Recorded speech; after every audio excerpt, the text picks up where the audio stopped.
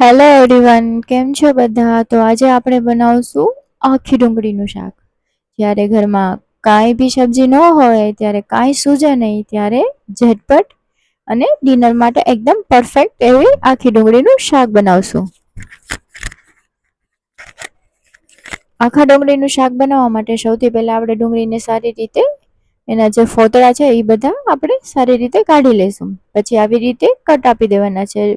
પછી આપણે એને ગરમ તેલમાં તળી લઈશું. મીડિયમ ગરમ કરવાનું છે, એકદમ ફૂલ ગરમ નથી કરી લેવાનું. અને આપણે એને ડુંગળીને સારી રીતે આખી જ ડુંગળીને તળી લેશું. ગોલ્ડન બ્રાઉન થાય ત્યાં સુધી આપણે એને તળી લઈશું.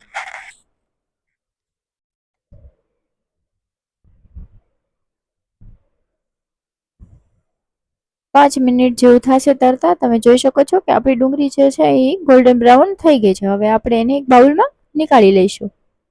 આ સબ્જી બિલકુલ ઈઝી છે અને બધાને ભાવશે. યકીન કરીએ, આપ જરૂર से જરૂર બનાના. આપણે બધી ડુંગળીને બાઉલમાં નીકાળી લઈશું.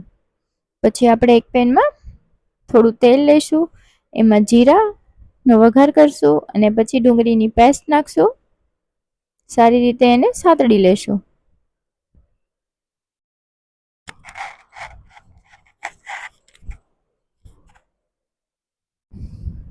હાઈ ફ્લેમ ઉપર જ એને સાતળવાની છે. હવે આપણે એમાં ટમેટાની પ્યુરી નાખશું.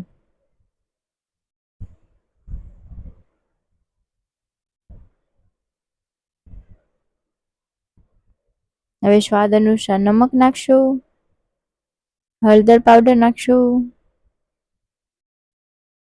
લસણની પેસ્ટ નાખશું જેનાથી સ્વાદ બહુ સરસ આવે, અને લાલ મરચું જેટલું તમને ગમે એટલું નાખી શકો. મતલબ तीखू अपने हिसाब से आप डाल सकते हैं.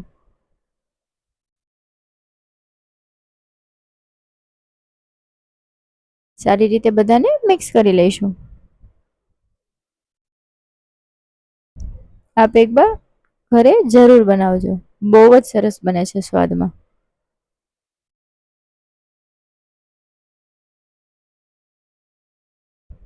હવે આપણે ગરમ મસાલો થોડો નાખી દઈશું, જેનાથી બહુ સરસ સ્વાદ આવે.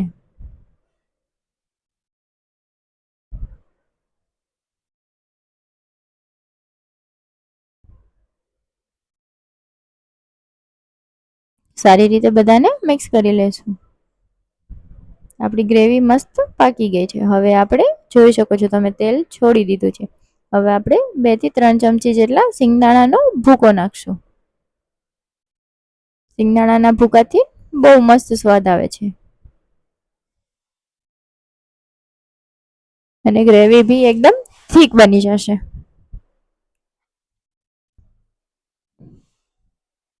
હવે આપણે જોઈતા પ્રમાણમાં આમાં પાણી નાખશું અને સારી રીતે એને કૂક થવા દેશું. જ્યાં સુધી તેલ છૂટું ના પડે ત્યાં સુધી આપણે એને કૂક થવા દઈશું. તમે જોઈ શકો છો કે આપણું તેલ જે છે એ છૂટું થઈ ગયું છે.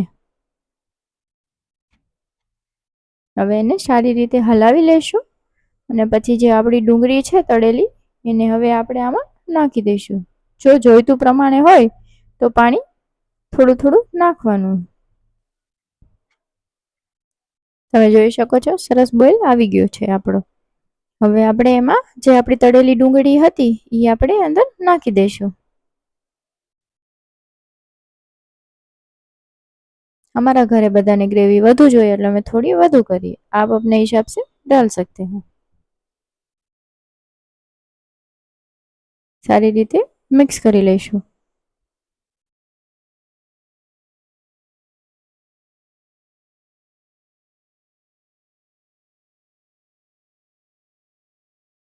હવે આપણે એને 5 મિનિટ કૂક થવા રાખી દઈશું બંધ કરીને. જ્યાં સુધી એનું ઓઇલ છૂટું ના પડી જાય ત્યાં સુધી આપણે એને રાખી દઈશું.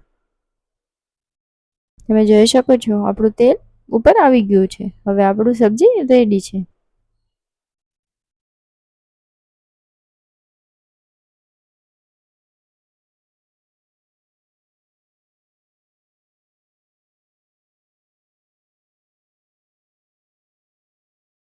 હવે આપણે એને ધનિયાથી ગાર્નિશ કરી દઈશું ધનિયાથી. આપણું આખી ડુંગળીનું શાક રેડી છે. તમે રોટલી સાથે, પરોઠા સાથે ખાઈ શકો છો. બહુ જ સરસ લાગે છે. એક બાર જરૂર ટ્રાય કરના. વિડીયો પસંદ આવે તો લાઈક જરૂર કરના.